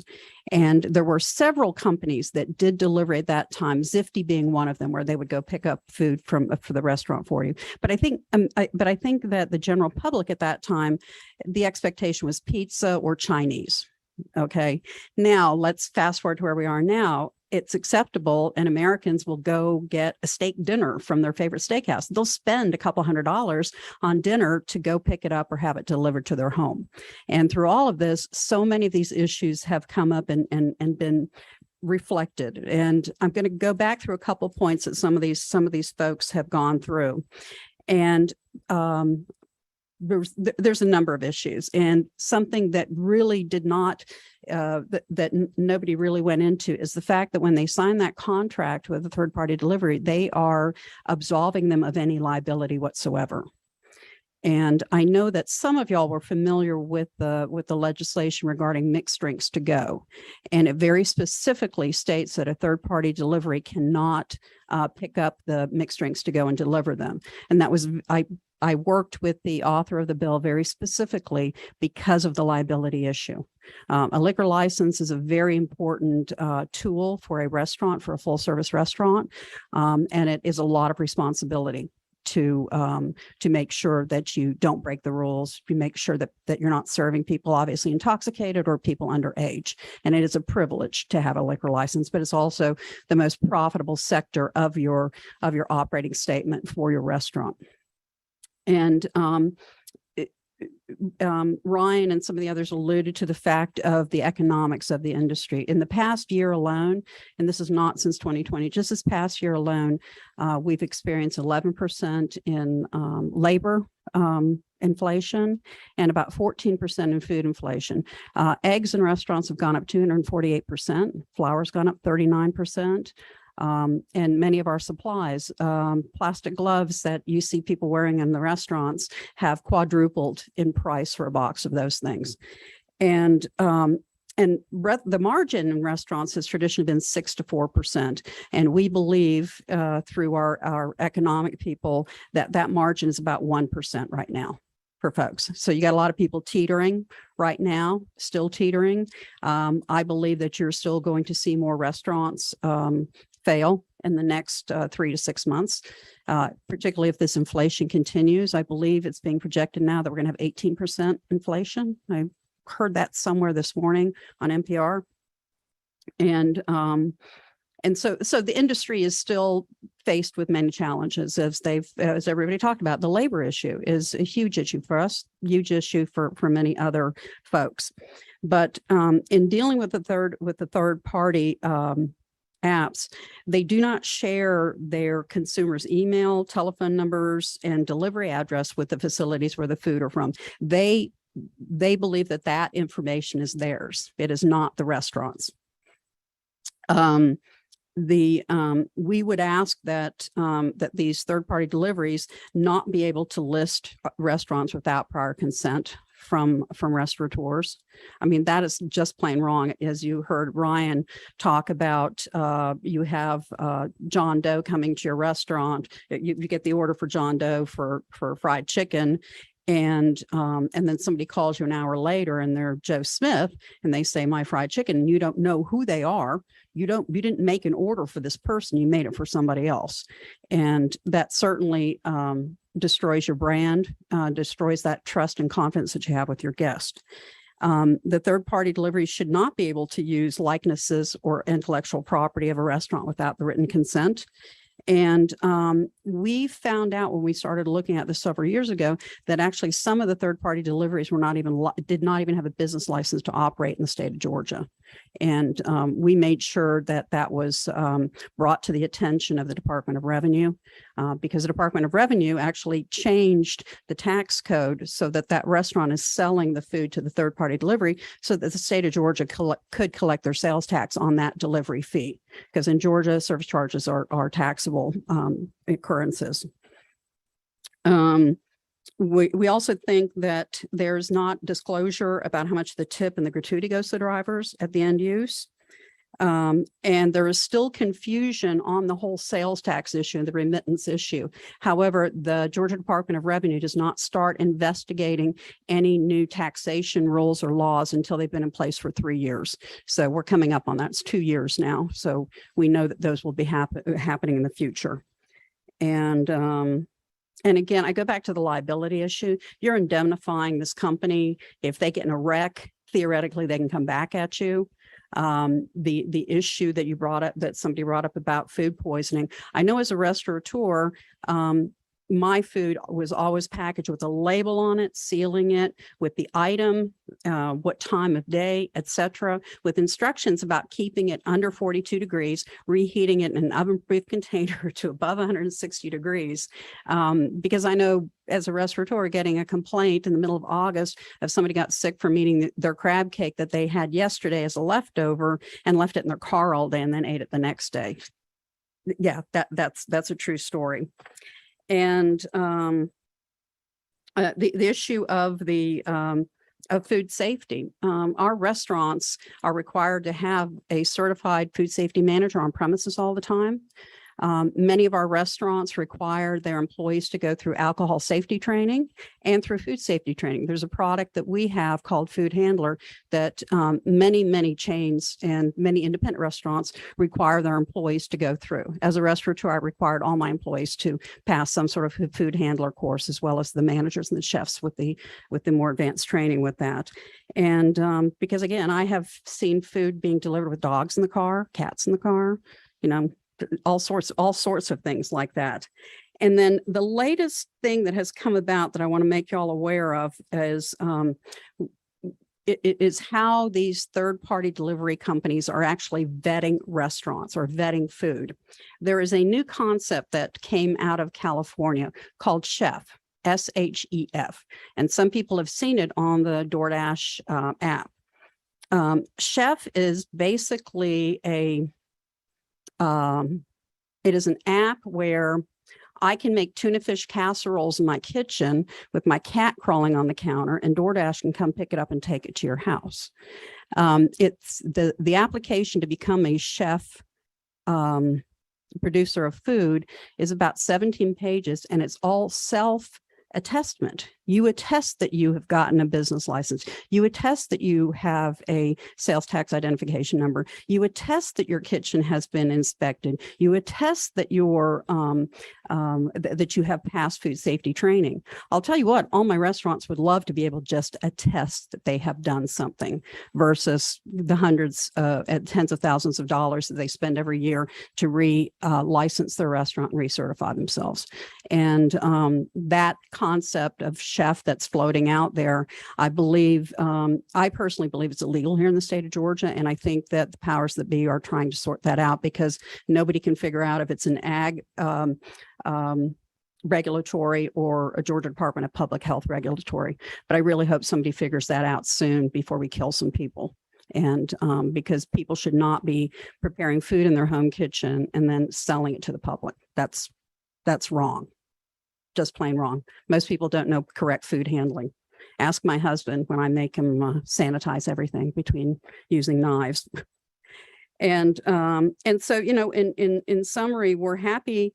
There was I think Senator Alpers, you brought it up about a national sort of conversation, and many of these third-party delivery apps have actually entered into conversations with the National Restaurant Association, of which we are an affiliate. We are not, we contractually work together. I lobby for them on a state and local basis. They take care of the national sort of things. And they do have some written agreements with these third-party deliveries that are very loose in terms of best business practices, but there is no set contract or set rule of how they have to engage with the restaurants. There's some generally purported best practices, but again, it's up to the individual third-party apps and to the contractors that they hire as to what they're going to follow and what they're not going to follow. And I think that that this is an even bigger issue waiting to happen. And going back to the possession of food in Georgia, the responsibility for the food ends when it leaves your premise. So once it leaves your door, it's somebody else's. However, that doesn't protect your reputation. That doesn't protect you from people and the reviews and things that go on with that in that manner. And collectively around the United States, we have had 9 states and Washington, D.C. passed laws requiring the third parties to receive consent to deliver their food. And in 17 states plus D.C., we've had 41 different bills proposed and passed limiting or creating certain practices that are acceptable to protect customer safety and also to provide fair, transparent information to the restaurants. And trying to think if I have missed anything on here. There's one other thing that nobody brought up, and that's the fact that Amazon and Google now, Amazon has some sort of telephone system where they can post a number out there for your restaurant. And if people find it, they go through that to speak to you at your restaurant. Google does something like this also. And you get charged for those transactions. I don't understand it completely because nobody can really explain it. But this is happening, and I believe it's an FCC issue that they have to go through. And because we've had somebody set up something through Amazon and tried to solicit us to educate our members about it. And when we looked a little bit further into it, I said, this is total misrepresentation, because it was actually credit card processing when I finally figured out what they were doing. And, you know, in this day and age where profits are shrinking, inflation's increasing, many restaurants are looking to do whatever they can to feed people so they can make money, to keep their doors open, keep their people employed, and pay their vendors. And with that, I'm happy to answer any questions. Thank you so much, Karen. Okay, Senator Ginn, and then I think Senator Alpers has some questions. All right, Senator Ginn. Thank you, Madam Go Chair. Ms. Bremer, I appreciate your testimony today. One of the things that I'm kind of curious, because I can imagine in the metro Atlanta area, especially where cities are so close together, you could have a restaurant that's in one location that might be taxed at one jurisdiction and one level, and the food delivery is going to another one. And I was wondering, when somebody's paying that bill, the restaurant charges, you said basically the delivery company is who's their customer. And so they charge sales tax to the delivery company based on where the restaurant is located. But then the delivery company, if they deliver to another jurisdiction, say outside of the city of Atlanta, and then, you know, city of Atlanta has a little bit higher tax rate, how's that worked out logistically? Well, first off, the third-party delivery is purchasing the food from the restaurant basically for that cost. There's no sales tax that occurs at that. it only occurs when it's delivered to the guest. So the sales tax is charged at that rate of where the guest lives. And I believe they have their system set up to track that. I hope they do, because when they start getting audited next year, there's going to be a lot of, it'll be very interesting to see. They say that they're doing that, but they also say they're doing a lot of other things. So my understanding is the restaurant doesn't charge sales tax Correct. to the delivery. So when a individual comes in a restaurant, we heard testimony that they're having drivers that come in and pick up or leave a portion or order or something like that. There's no sales tax that's done on those mistakes, we'd say, in delivery. None on any of the things that a restaurant's doing. It's just the delivery company that's responsible for paying all of the sales tax based on the end customer's location. Correct, except for the fact that if when a restaurant writes off food, you do one of two things. You can account for it as shrinkage, as spoilage, or you are doing what we call complimentary. And this happens when you go into a restaurant and they buy you a piece of dessert for your birthday or something. The restaurant actually has to remit sales tax based on the food cost of that item. They don't have to remit sales tax 8% on a $10 dessert. But if that dessert costs them $3 to produce, then they do have to submit the 8% on that $3 to the state of Georgia. Okay. And on a second note, I know there's always interest in what's going on in the alcohol side of the restaurants. So if you have a restaurant in one location where it's permissible to sell alcohol, for example, you can do wine or spirits, and a delivery app comes in and picks up that food service with the alcohol included with it, and they go across a jurisdiction that doesn't allow alcohol sales, who's liable? Well, in that case, I'm going to think about this for a second, because you can't order alcohol to be delivered with food. Nothing, no way. Not supposed to. I'm not going to say that it doesn't happen. There are apps you can use to purchase alcohol. Publix uses them. Several liquor stores use them. And I'm not sure how they do their accounting for that, to be quite honest. I've thought of that also as the complexity of purchasing at one place when a sales tax is another area. So restaurants are not supposed to be selling alcohol to go. That's going to be delivered by a third party. Yeah, Daniel, if you want to, I believe you're. Yeah, I'm Wants to thinking add we to that allow too. it. Daniel New, Georgia Restaurant Association. So when the original alcohol bill passed, from what I remember, I know there's other lobbyists who would be able to tell for sure. Alcohol sales have to stay within that jurisdiction. From my understanding, was when we were working with Georgia Municipal Association, ACCG. So there wasn't making sure the right taxes were being paid. So my understanding, so if you're at a restaurant and someone says they order like a beer, because beer is able to be sold if allowed by the local jurisdiction, then if they're on the border, let's say how Atlanta and city of Decatur, let's say the rules are different. If they're inside the city of Atlanta limits, that means they can only deliver to anywhere inside city of Atlanta. They couldn't go into city of Decatur. That's what I remember. Again, I'm sure there's other smarter people than I am to talk about. I was thinking we allowed for alcohol to be delivered through restaurants. Wine and beer, but for the Yes. mixed drinks, cocktails, that was Yes. mixed. But again, it has to stay, from my remembrance, has to stay within the jurisdiction that the restaurant is. So that way there isn't that, dry, wet, and sales issues between that, because we wouldn't want to, impose on what the local government has decided. Thank you both for your testimony. Thank Thank you, you. Madam Thank you. Daniel, thank you for Yeah, that thanks for clarity. helping. And, I will tell you one of the reasons why many of these municipalities allowed for to-go beer and wine was because of our outreach initially with COVID, because as a former restaurateur, I know that every single bit of alcohol in your restaurant is paid for cash. And I was recommending to restaurateurs, sell your product off, keep the cash, because you're going to need it to reopen your restaurant once we're able to reopen. And there was many a blind eye that was turned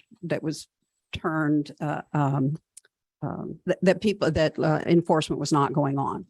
In fact, we had municipalities all over the state that passed to go distilled spirits, mixed drinks to go, and then had the Georgia Department of Revenue tell them they couldn't do that, that we had to get it done on a state basis. That was So, illegal. yeah. Okay. I know Senator Albert has a question. Really quickly, Catherine has already said she'll follow up with the testimony on the sales tax to sort of get the final answers that the committee is aware of exactly where it stands. So Senator Albers, you're on. Thank you again, Madam Chair. And you're right, we did pass it, so anybody could pick up a mixed drink. For Right. those occasions. Right. So a couple quick things. First off, a couple of people mentioned this, but I think we ought to.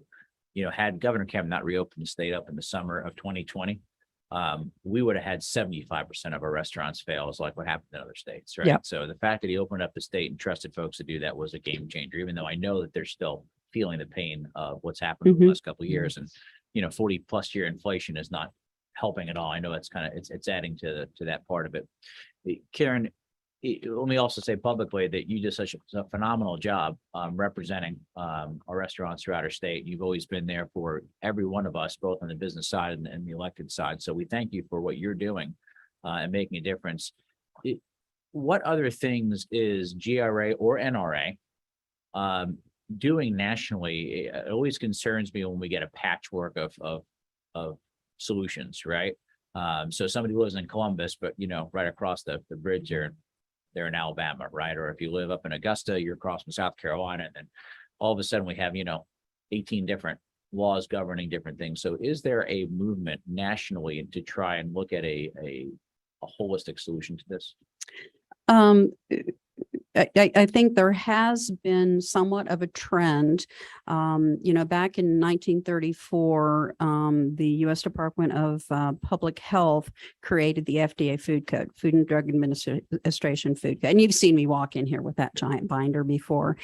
And that is done by a national convention every several years to update scientifically what is the way we have to sell food, whether it's farming, whether it's manufacturing of beer, milk, flour, whatever, and how restaurants operate. However, it is not adopted by all states. It is a state's right to decide if they are going to adopt the FDA Food Code. In fact, as a restaurateur back in 1991, former Senator Don Balfour with Waffle House and I realized in a conversation that anybody could open a restaurant in the state of Georgia and not have a lick of information about food safety to protect people. So he and I started on a mission in 1991 to get the state of Georgia to adopt the FDA Food Code, because prior to that, there were 159 different food codes, and a lot of municipalities have their own food codes. So it's completely inconsistent around the state. And then in 2000, it took us till 2006 to get the state to adopt that FDA. So you would have to adopt it across the United States, but then the state also has the right to adopt what they want out of that food code. And that happens roughly every 3 years, because when that happens, we sit down with the Georgia Department of Public Health and we go through what the new science is and what the new best practices are, and we discuss it and they decide what they're going to adopt. Does that answer that? It does.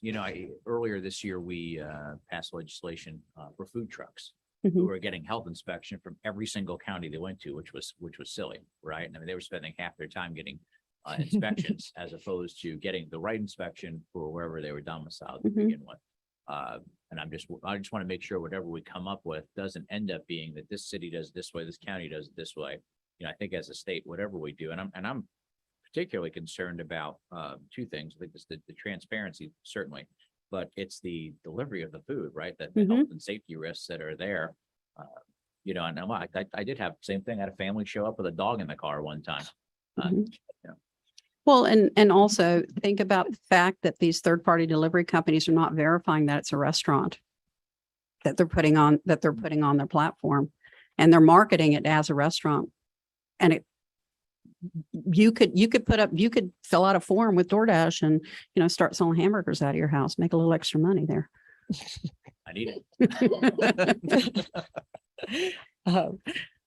Couple other follow-ups. Thank you, Senator Albers.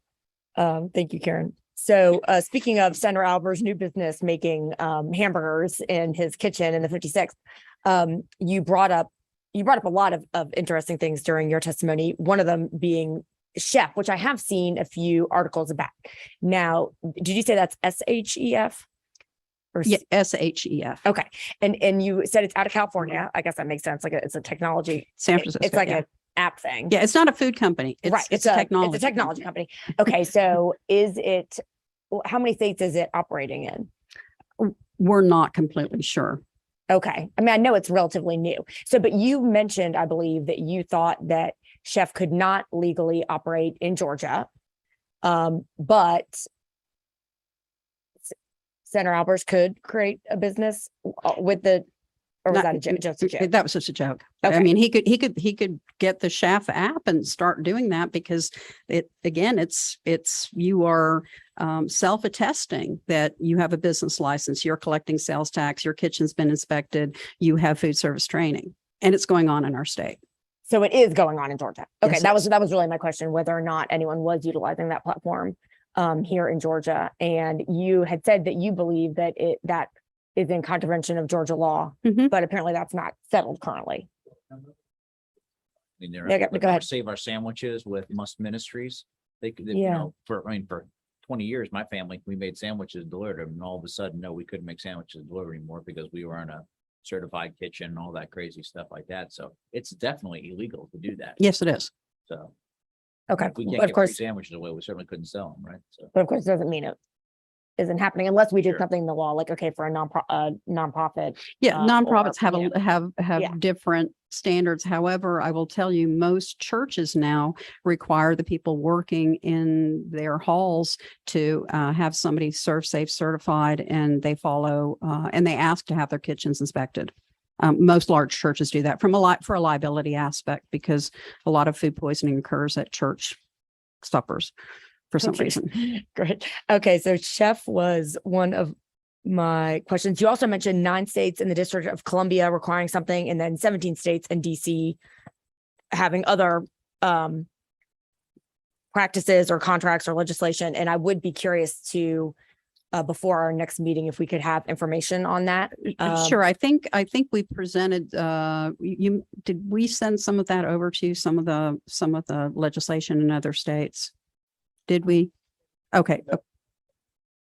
Oh, okay. Yeah, we'll get a comprehensive list to you on that because some of it governs the fees, some of it governs the food safety aspect. There's all sorts of, Okay. Again, it's a patchwork as Senator Alpers said. Great. Okay, that would be useful to get. I'm on Um, the Chef app right now. And all these folks are not restaurants. Well, wouldn't that be the idea? They're not restaurants. They're not restaurants. They're all breaking the law. No, I can make tuna fish casserole in my house with my cats on the counter. I don't own cats, and have DoorDash come pick it up and take it to you. So who would govern and go to the chef and shut these people down? That's a great question. And, but let's also consider that you got a third party app that has given these people permission to market through that third party app. And have they verified that this is a Bon Fide restaurant or not? Because that Chef app, doesn't that take you, is DoorDash or Postmates or, I haven't gotten that far. yeah, yeah. Hold on. Let me turn you on, Catherine. There you go. I also have been checking out the Chef app while you've been talking, and what I've mostly found in our area says that all of the chefs I've looked up are only available for pickup in our area. Where? If we were to go from the capital. So we may need to get some more information between Mhm. meetings about this particular subset of the committee's area of study and what's actually occurring with it in Georgia. And Be maybe interesting. research can help us. Yeah, who is the authority to Oversee, regulate, oversee, yeah, regulate, or shut down if somebody's doing something wrong? right. Or is it even contemplated yet? Is it something that we have to? Or no, it should be in there somewhere, but Well, I mean, again, if they shut down Must Ministries for giving away free sandwiches to kids who didn't have lunch, there obviously is an arm in there that's enforcing this stuff, because that's what Mhm. happened a few years ago. Catherine's making a note right now. I see her. She's busy at work. Okay. One more thing, Karen, did you want to, I wanted everyone to know that there is a handout prepared Yes. by Georgia Restaurant Association, just giving more background on really their industry as a whole and sort of the workforce and as has already been discussed, the thin margin. So please do look that over. Anything you wanted to call out about this or is that? Yeah, just Susie in our office and Daniel both put that report together, did a lot of research about the growth of third-party delivery and, how consumer perceptions regarding third party. So it's that data is all condensed from a number of different sources, and you have the footnotes on the back that explain where everything came from. Great, thank you. All right, any other questions from the committee for Karen? All right, thank you so much. Thank you for the opportunity and thank you for always supporting our restaurant industry and our employees. We appreciate you going out to eat all the time. Thank you. Well, you can ask my husband. I'm not a big chef would not be in the business I would get into. Let's put it that way. Yeah, I'm more the consumer side. Yes. All right. So any other members of the audience here who would like to have a word, say something? Now would be the time for that. All right, we got a couple folks. Come on forward, please. Yes, we do. Yeah, please go ahead and sign. You can sign in when you're done. But that way we have your information. But certainly we need to know who you are and who Yes. you're with and all that good stuff. Got it. Thank you. Welcome. My name is Joe Reinstein. I'm the executive director of the Digital Restaurant Association. The Digital Restaurant Association is a coalition of restaurants that have come together to work on some of these very issues. They are brick and mortar restaurants who rely on online activity, online visibility, online revenue generation as part of their business, as you've heard today so eloquently from Peter, Ryan, and Brian. We're just launching this issue as you guys are coming to grips with it. The whole industry is coming to grips with it. We have a great collaborative and partnership with the Georgia Restaurant Association that Karen has been so gracious in sharing information. We are a national organization and but are putting down roots in Georgia. Not least of which because you are taking an active stance in trying to address these issues. I have nothing more to add to the incredible and powerful testimony and information that's been shared by these incredible restaurateurs. I would just like to add another way of thinking about this industry, because you're going to be hearing about the power of technology and third-party apps and that is the way of the world. And I would just like to call out the travel industry, which has hundreds of third-party intermediary apps that help us all book hotel rooms, airfares, rental cars, vacation homes, Airbnb, VRBO, Kayak, Hotels.com, Priceline, Expedia, Orbitz. Thank God for these incredibly convenience-driving apps. But at the end of the day, when you book your hotel, the hotel knows your name. When you check in, they know who you are. You're not DoorDash number 244. When you get on your airline, they know your name. In fact, they have all of your information for national security reasons. Same with rental cars. So what's happening that is unique in the restaurant industry is that there's a complete separation from the purveyors of the food and the customers consuming the food. The third-party intermediary, the delivery app, is just an intermediary. They're just making it easier to get the food delivered to your home, but the brand and the product emanates from the restaurant, and the customer is the eater of the food. And there are very real food safety reasons why we need to make sure those parties are connected not the least of which are allergy concerns that you've heard about today. Allergies where a peanut dust particle can cause an issue. And so it's not enough to require all of the onus and liability on the restaurant when the delivery orders are coming through the apps. So that's all. I just wanted to introduce myself, say that there is a national organization coming together to work on these things in partnership with the existing restaurant associations. And we're excited to move forward on these issues. I would love to be a resource for you and be in touch with you as we work through this. And it is amicable. It can be a partnership and collaborative. There's no reason why these delivery apps cannot continue to provide the convenience that they provide and still allow the brand, the restaurant, to have a relationship with the customer. Customers go to the apps because they're looking for Pizza Hut, or they're looking for their favorite Chinese restaurant, or they're looking for a certain type of food. And at the end of the day, they think that they're communicating with that restaurant. And that type of data sharing and communication has to happen for food safety reasons, if nothing else. So thank you so much for letting me share that with you. And I look forward to working with you in the future. Thank you so much. Wonderful. Thank you so much, Mr. Ronstein. Any questions? Nope. Okay. I would like to capture your information Awesome. I before will you. definitely fill it out Great. right now. Thank you. Any other comments from any other members of the audience? Nope. Any other questions or comments from committee members? I thought that was a great analogy about, going to the airport or going to a hotel, right? I mean, I think that's one of the things today that really connected the dots for me. So thank you for bringing that up, and hopefully that's a good recommendation from your committee, Madam Chair.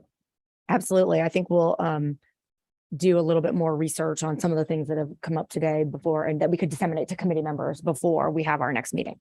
And speaking of our next meeting, as was already mentioned, we have the tentative date, October 6th, is it, Catherine?